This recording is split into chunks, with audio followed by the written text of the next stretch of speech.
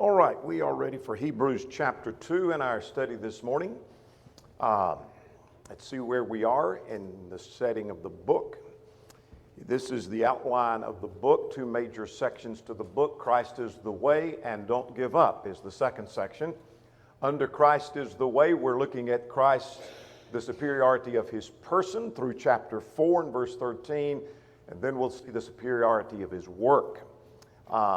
We're looking at him being superior to angels right now. And then there is kind of a interlude or pause, and we'll get to what that is here in just a moment in verses 1 to 4. All right, let's go to question number 1 for today. What's the main thought of this chapter? If you've read the chapter and a friend of yours has not read it and they said, okay, what's chapter 2 about? What would you say?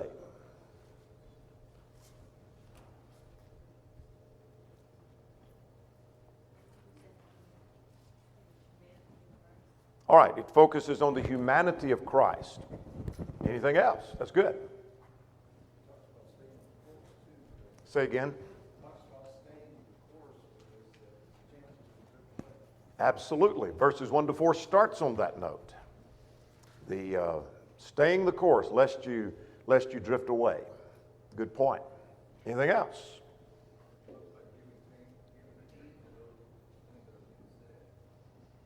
Right, giving heed to the things that you have heard, lest you drift away. The text focuses on Christ being both human and divine. He is superior to angels. We've already seen in chapter 1. He's going to continue to argue that in chapter 2. He is superior to angels. But it answers the question of if he is better than angels, then how did he become or why did he become a man? And why is he lower than the angels? How can you be superior to angels and at the same time be made lower than the angels? Good question, isn't it? Why did he die? And so those questions are answered in this chapter. And what we're going to see is that the apostle argues from the vantage point that even in his humanity and his death, it makes him superior to angels in what he did and what he accomplished. Let's go to question number 2. List any references or quotations from the Old Testament that are found in this chapter. What did you find? We'll give a list of this before we get through, but you tell me. All right, Psalm 8, verses 4 to 6 is quoted where? In verses 6 through 8. All right, so we have a quotation from Psalms. Prior to that, before we go further in the text, there is a reference to the words that were spoken by angels, which is a reference to the Old Testament. What sense that is, we'll talk about in a moment. All right, what's the next reference, or is there another reference from the Old Testament? Psalm 22:22, and that's quoted at verse 12. All right, where's the next reference, or is there another?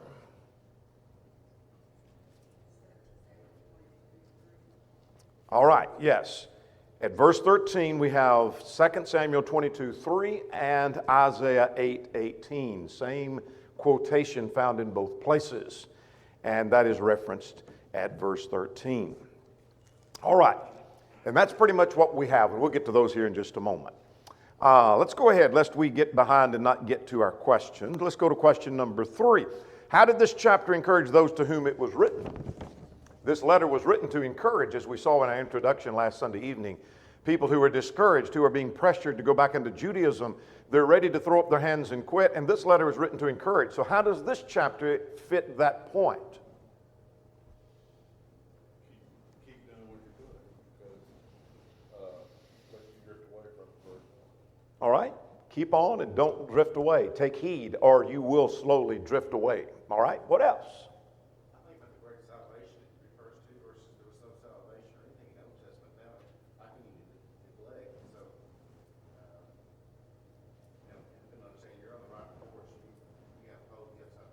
Absolutely. Yeah, look at how great the salvation is that you have, and look what you're neglecting, look what you're giving up, look what you're losing. Good point. What else? Evidence through signs and wonders. All right.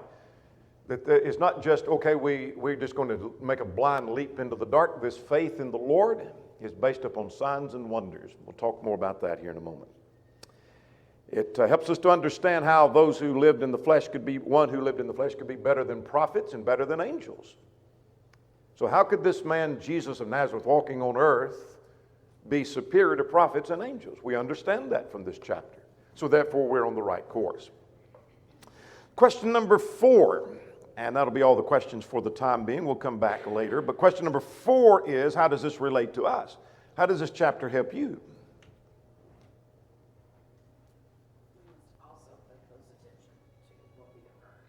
All right. We must do the very same thing. Take heed lest we drift away. Anything else? Question 4.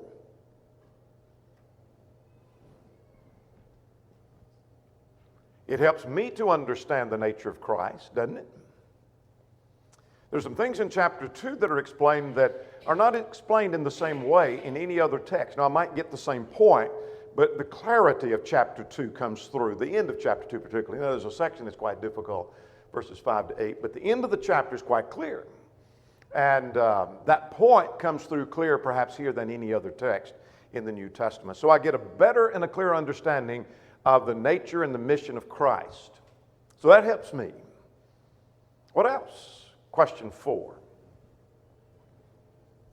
Verse 3, he says, these things were spoken by the Lord and then confirmed by us, and now we have them written, and therefore we can read not only what they confirmed, but what the Lord spoke, and that continuance gives us hope. Good point. Good point. All right, let's take a look at chapter 2 now. Chapter 2, I call simply Giving Heed and the Humanity of Christ. That's the 2 sections of the chapter. Give heed to the things that you've heard, verses 1 to 4. And then Christ's superiority to angels is seen even in his humanity. So he's still arguing for the superiority over angels. And we'll change subjects a little bit later, but he hasn't yet. So before we get into that, though, remember this from my introduction. If you weren't here Sunday night, then this may be plowing new ground for you. But the book of this division here is not original with me. I've adapted some titles to that a little bit from the source from which I gained this. But most everyone agrees that studies the book of Hebrews, that the book of Hebrews has a doctrinal section followed by a warning section. Then followed by another doctrinal section, followed by another warning section, followed by another, then followed by another, on down till you have 5 doctrinal sections and 5 warning sections. So our doctrinal section was he's superior to prophets and angels. We've already covered that. We're now ready to look at this warning section. He stops and he warns, like a preacher in a sermon who may be talking about a doctrinal point, maybe about the one New Testament church, and then he stops and warns people about denominationalism and false doctrine and drifting. He warns them about that. Then he comes back to his point and preaches again, and then he comes back and gives a warning. Does that make sense? That's what he's doing here. So we have this first warning section, don't neglect your duty. Then he comes back, he's superior to angels and to Moses. And then he goes into the warning about the hardening of the heart. That'll be next week. So we're looking at this warning section first of all. So let's look at this warning. It's almost like, and I'm not saying the apostle did this, but it's almost like he gets excited. Preachers that are really into his message sometimes gets excited and he can't wait to make his conclusion. He's going to make it before he gets all the way through. That I've got to stop and make this point. I've got to stop and tell you what this means. And that's almost what the apostle does here. So here's what happens in verses 1 to 4. We need to give heed to the things we heard, lest we drift away, and because we cannot escape if we neglect. Let's look at those 2 things. Let's start with verse 1. Let's talk about this giving the more earnest heed first. Therefore, we must give the more earnest heed. Since God speaks to us by his Son, chapter 1, verse 1, we noted last time, therefore we need to give the more earnest heed. Other translations may say, like English Standard, New American Standard, pay much closer attention to. In other words, you don't just listen to the message, let it pass by, pick and choose what you like. Pay very close attention to the message. Give the heed, which includes obedience. To the things that we have heard, that is what you've already been taught, what you've obeyed, lest we drift away. Now let's talk about this idea of drifting away. What does that suggest to you? And if we get this point and get nothing else in the chapter, our time's well spent. Give more honesty, lest we drift away. Say it again. Drifting away doesn't mean you just do it real quickly. It's a gradual falling away. All right. Once they've always said, there's the possibility that you drift away. Absolutely. That doctrine is refuted, and consequently there is a serious warning to us. Good point. The author pictures us as if we're on a stream and you could drift. If you don't take heed, it's like being in a boat on a river. If you don't pay close attention, you can drift and go downstream because you're not paying attention. You're not anchoring down. You're not paying attention to what's going on, and so you drift. Drifting suggests a slow, gradual process. What's the danger of slow and gradual versus with speed? So, you're right, but so? I'm wanting to expand on that. That's why I'm saying so. I'm not questioning Mark.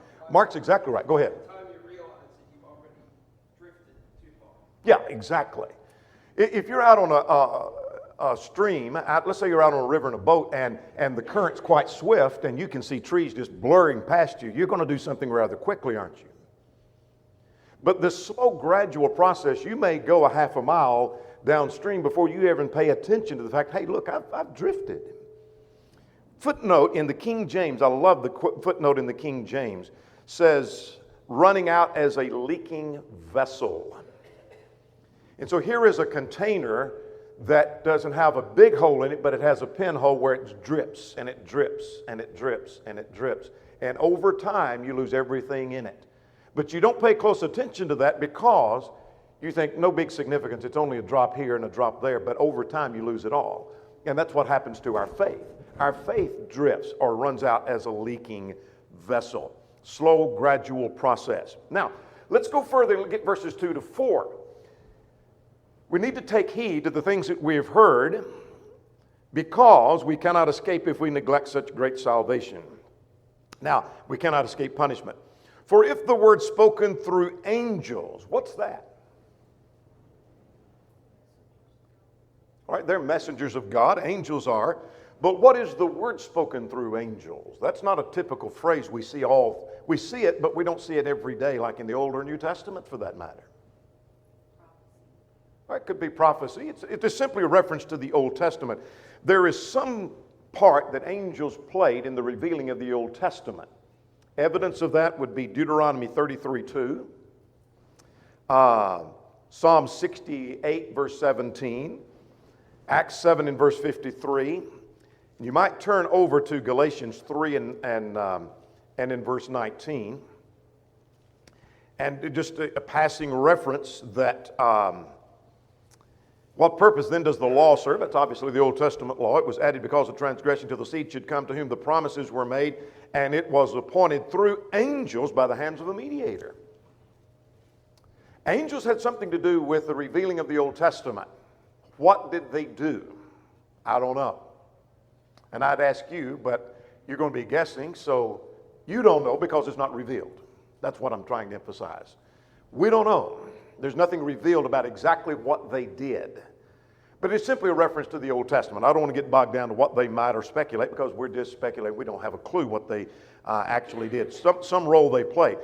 But why does he mention angels? Because he's trying to argue for the point that Christ is superior to angels. That's why he mentions angels here. That's the significance of mentioning them here. That this came through angels, but the law of Christ came through his Son. Make sense? He's arguing for the superiority over angels. That's the subtle reference to the angels at verse 2. But it says it was steadfast in every transgression and obedience received a just reward. His point is what? Finish my sentence. If the Old Testament law was firm and steadfast and or binding,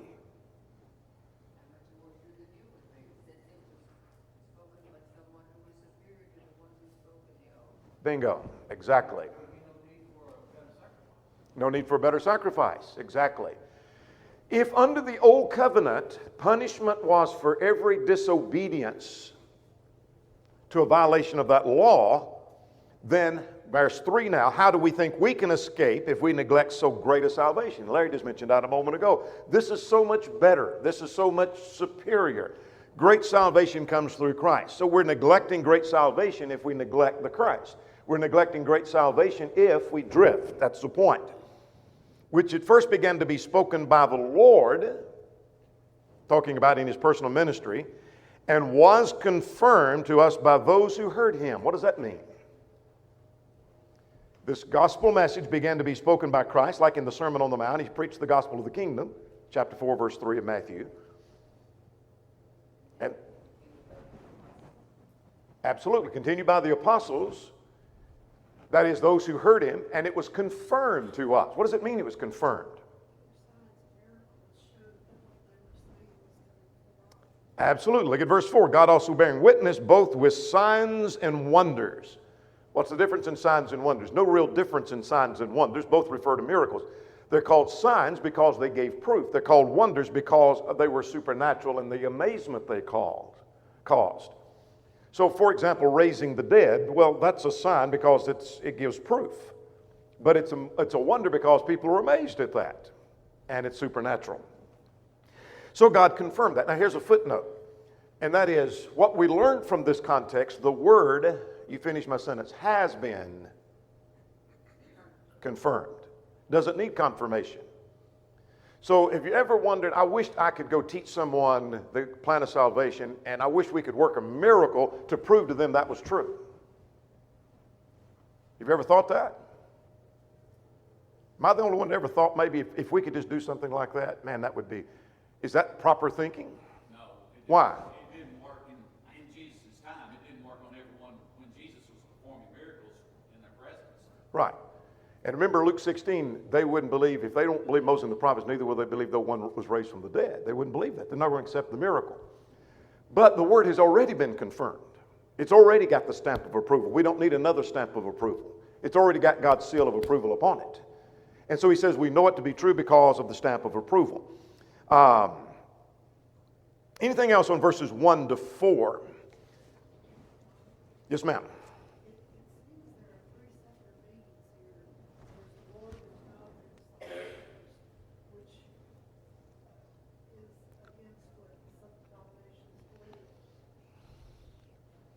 That's true. The triune being is mentioned here in this context. There's the Son, and then there's the Father and the Holy Spirit. There's a subtle reference, much like scattered through John 8, for example, John 7, but John 8 particularly does the same thing that we're doing right here. Good point. Absolutely. Absolutely. Does this make sense concerning the warning section? He's superior to prophets and angels, and then he stops and warns, give heed to the things that you've been taught, the gospel, because if you don't, you'll drift away. And if you don't, or if you do neglect it, you cannot escape this great salvation. This was confirmed to us. We know it to be true, so hang on to what you know to be true. Make sense? You have every evidence it's true. You have the confirmation. So even those who saw miracles could be taken away. Absolutely. That did not keep you. That didn't prevent it. Yeah. And all scattered through Matthew 12, for example, they saw miracles and then they asked for greater miracles. We want to see a sign. They'd just seen signs. That didn't prove, that did prove, but that didn't mean they were going to accept it. That's the point.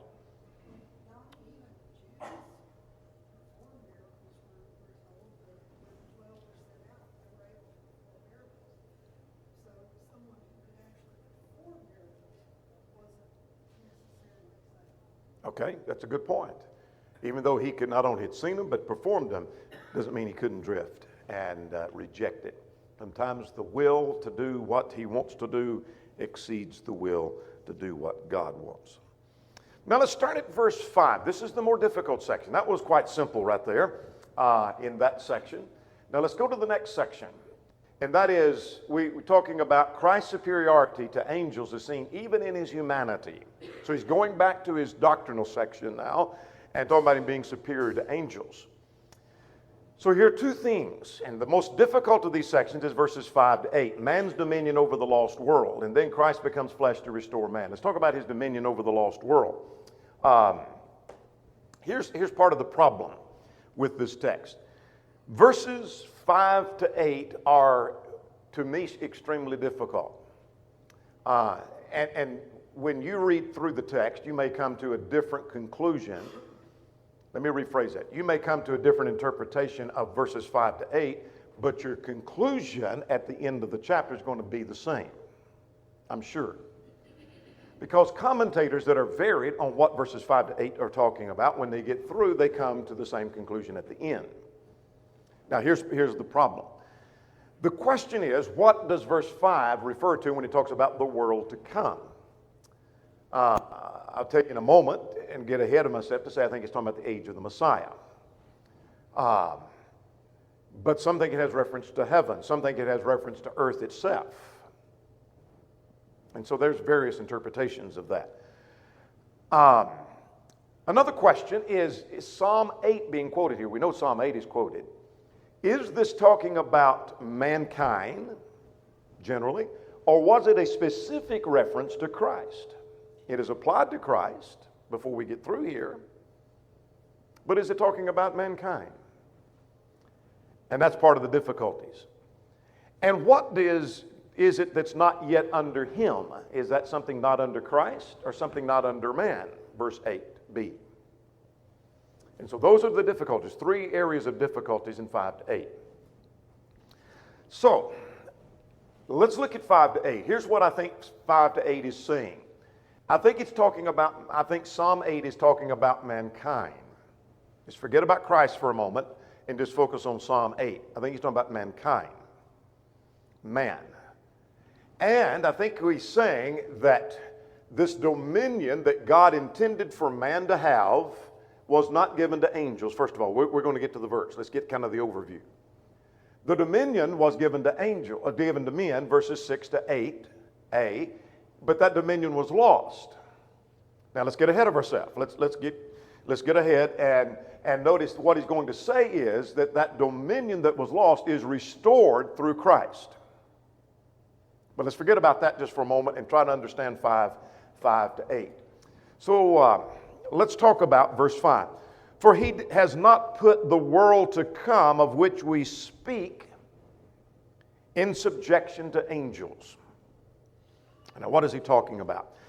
Well, let's get to the point. Genesis 1 and 28. Let's go back to creation. In Genesis 1:28, God intended for man to have honor and glory of dominion over his creation.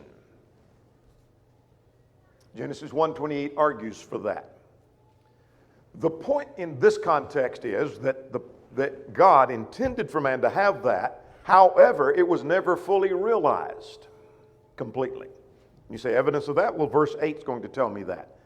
After the fall of man, he never fully realized that complete dominion. And yet that dominion and that honor and that glory is accomplished through Christ. And that picked up at because of the contrast, starting at verse 9, but we see Jesus. That but we see tells me there's a contrast to what was failed at verse 8. Now, he's going to get to the point of his humanity and even his dying, and in so doing, that made him superior to angels. Because in his becoming flesh and dying, he overpowered Satan. No angel ever did that. Make sense? All right. So let's talk about man's dominion being lost. First of all, verse 5. This dominion was not given to angels. So go back to verse 5. But he did not put the world to come of which we speak in subjection to angels. The world to come may refer, and if you want to argue that it's something else than this, I'm not going to argue with you because I'm not sure I can, but it may refer to the Messianic age because he said of which we speak, and that's what he's been talking about is the Messianic age. To me, that's the strongest argument that that's what he's talking about. So in what sense was it called the world to come? Because the apostle, or whoever it is that's writing this, I think Paul, is already in the Messianic age. I think he's saying from the vantage point of Old Testament prophecies it was to come. I think that's the sense in which it was the world to come, the Messianic age.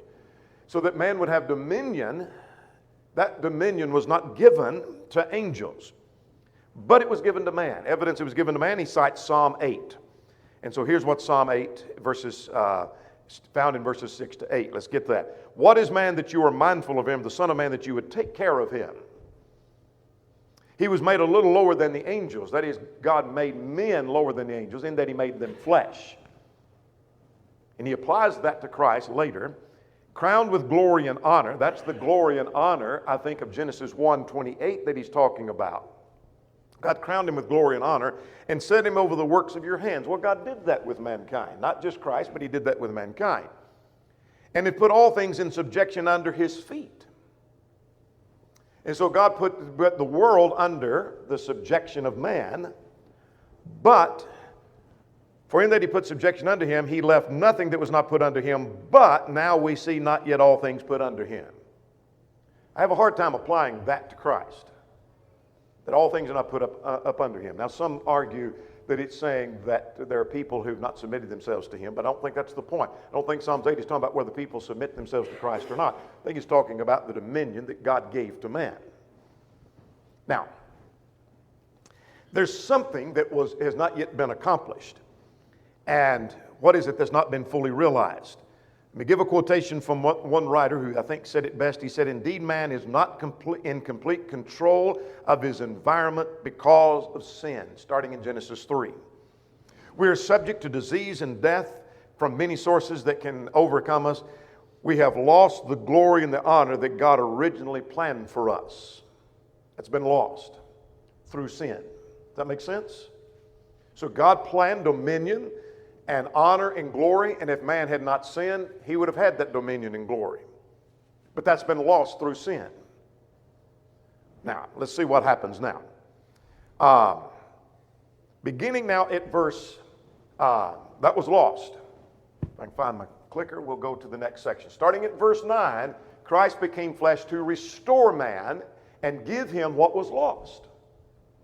So here's a key phrase to me to interpret this difficult section. But we see Jesus. In contrast to what was lost at the end of verse 8b, we see Jesus. The honor that was held by man before the fall is regained through Christ. And so he shows the superiority to angels even in his humanities that we're going to see. Even in his death, he brings the sons of glory, sons of men to glory, as we're going to see at verse 10. So let's get verses 9 and 10. 9 and 10. He died in order to save man. But we see Jesus, who was made a little lower than the angels, just like man. He became lower than the angels. He became flesh. Why did he become flesh? Verse 9. For suffering of death, crowned with glory and honor, that he by the grace of God should taste death for everyone. Not only did we see Calvinism refuted earlier, we see a point of Calvinism refuted here. That is, he tasted death for every man. Limited atonement is not true. He died for everyone. He tasted death for every man. So he died in order to save man. Now let's get verse 10 connected with that. For it was fitting for him, for whom all things are all things, and by whom are all things, speaking of Christ, in bringing many sons to glory, to make the author of their salvation perfect through suffering. In other words, it was fitting for God to make Jesus perfect through suffering. That is, made him complete through suffering. What does that mean? Made him complete through suffering. Only through his suffering of death was he completely fitted to bring salvation. Why? He had to die in order for there to be the sacrifice of blood for our sin. That's the point. He's the only perfect sacrifice. But he's not fitted. Suppose he had been spared from the cross and had not died, he would not have been fitted to be our Savior, because there is no sacrifice for sin. So in God allowing him to become flesh and dying, made him fitted completely to be our sacrifice. We're going to see more about that as the book unfolds. So he's completely fitted to be our Savior only through that suffering. Now, when he was crowned with glory and honor, he fulfilled the point being made in Psalm 8, as we just saw quoted. Now let's go to verse 11 through 13. He became flesh to die to save man. he became flesh to be one with those who are sanctified. Now, what's he talking about in verses 11 through 13?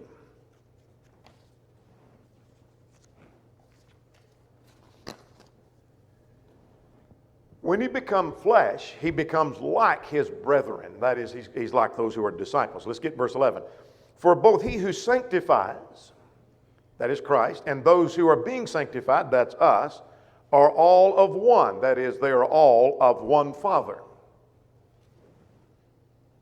For which reason he was not ashamed to call them brethren. And now he quotes from Psalm 22:22. And what does Psalm 22:22 say? Verse 12.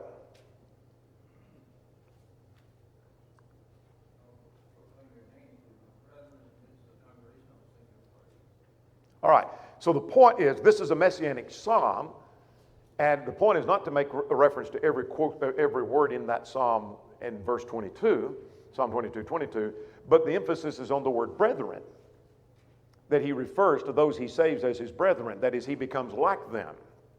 And so he became flesh to be one with those and be like those that he sanctifies. That's the only point he's making at verse 12. Let's go to the next quotation, verse 13.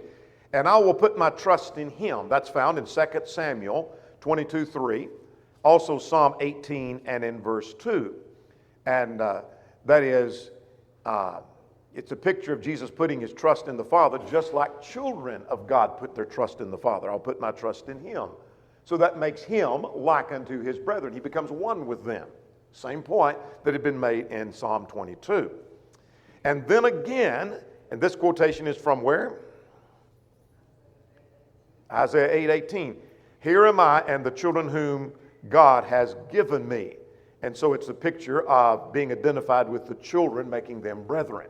So all of those quotations are arguing for the fact, whether from Psalm 22 or 2 Samuel or Isaiah 8, is saying that he is to be one with those that are sanctified. He became flesh, and he becomes one. He becomes like us, to be identified with us.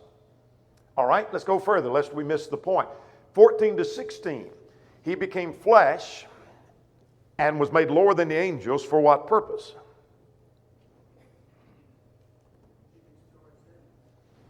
To destroy Satan. Inasmuch as the children have partaken of flesh and blood, he himself likewise shared in the same. He became flesh, partaker of flesh and blood, that he through death might destroy him who had the power of death, that is, the devil. Now, that's something that's not true of any angel. Would you agree? Has any angel became flesh and tasted death and destroyed the power of Satan? No, not true of any angel. We'll get to verse 15 in a moment. What else can you make of verse 14?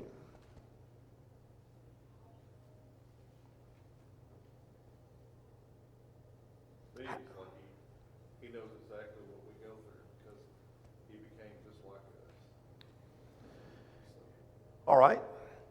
He destroys the power of Satan. Satan has the power and has overcome and holds men in his snares.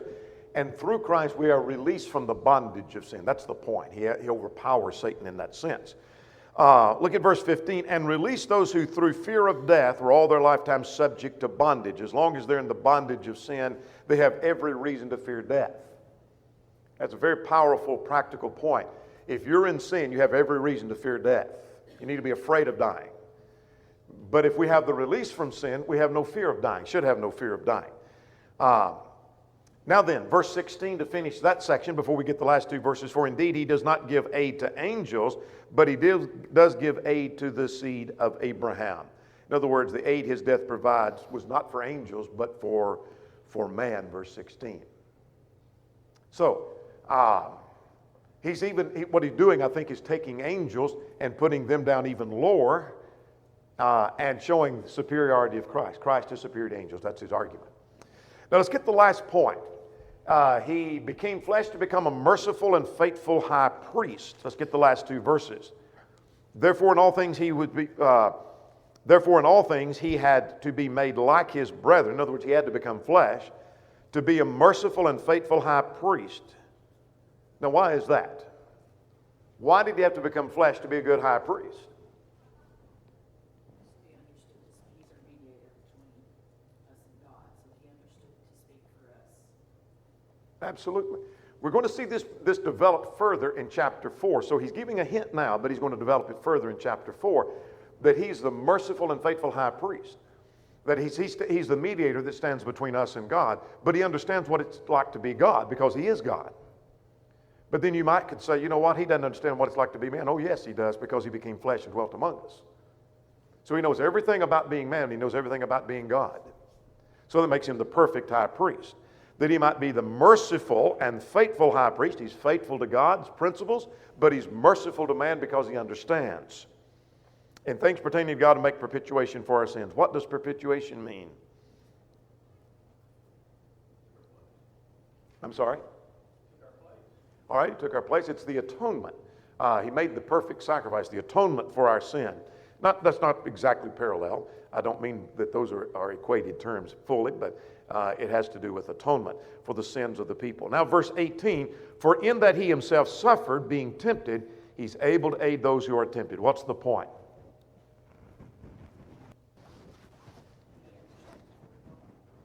Absolutely. He understands fully everything we are going through. All right, let's back up and review what we've just seen, and then I want to go to our questions and wind up here. Here's what we've seen. Two major points. We see we're to give heed to the things that we've heard, lest we drift, and we cannot escape if we neglect salvation. Then we see 2 points concerning the superiority of angels, seen even in his death. That is, man's dominion over the world was lost, but that's regained through Christ, and he became flesh to die, that he might be one with those who are sanctified, to destroy the devil and his work, and to be a merciful and faithful high priest. Now, if you didn't get these references earlier, we're going to look at a slide like this every chapter, and we're going to look at a verse in the chapter, and then where is that quoted in the Old Testament. So verse 6 to 8 quotes from Psalm 8. Verse 12 quotes from Psalm 22. Verse 13 quotes from 2 passages saying the same things, 2 Samuel 22 and Psalm 18, and verse 13, Isaiah 8:18. No book quotes any more from the Old Testament than does the book of Hebrews. Let's go back to our questions now. What do you see in this chapter that shows the Old Testament was taken away and the New Testament is our guide?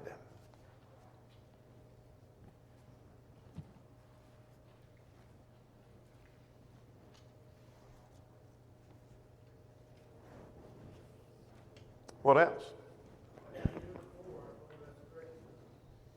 I'm sorry?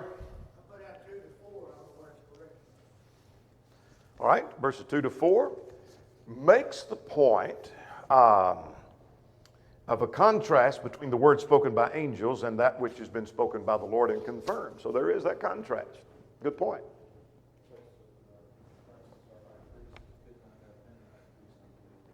Right. He was not qualified to be high priest. He's from the wrong tribe. So if he is our high priest, then the law, there's been a change in the law. All throughout the book, sometimes there's very pointed arguments, and sometimes there's subtle arguments of the superiority of the new covenant versus the old. And so we've seen a little of that hint so far in chapter 2. Question number 6, practical things you learn. Let's finish with that. Practical things you learn from chapter 2 you take home with you. Not afraid of fear. Go ahead. Not afraid of dying, because Christ was proof that he died and raised, and now we can. All right. No fear of death possible. There's hope in Jesus Christ. There's danger in drifting. There is the possibility of apostasy. If we don't learn anything else from verses 2 to 4, we ought to learn this, that apostasy generally comes slowly and gradually, individually and as a movement. And what I mean by that, I could be changing ever so gradually, and I am getting weaker and weaker and weaker, but it's not so fast that I recognize it. So I could, 5 years from now, be so weak that I'm ready just to quit, and it doesn't bother me because I gradually got weaker and weaker and weaker over time. So watch and be careful. Movements happen that way. Churches drift gradually and slowly and start making changes, not rapidly, but slowly. That's how you can go from a church standing strong to having women preachers in a few generations. Yes, ma'am. Over 50 years ago, you heard so many lessons on Bible story. I think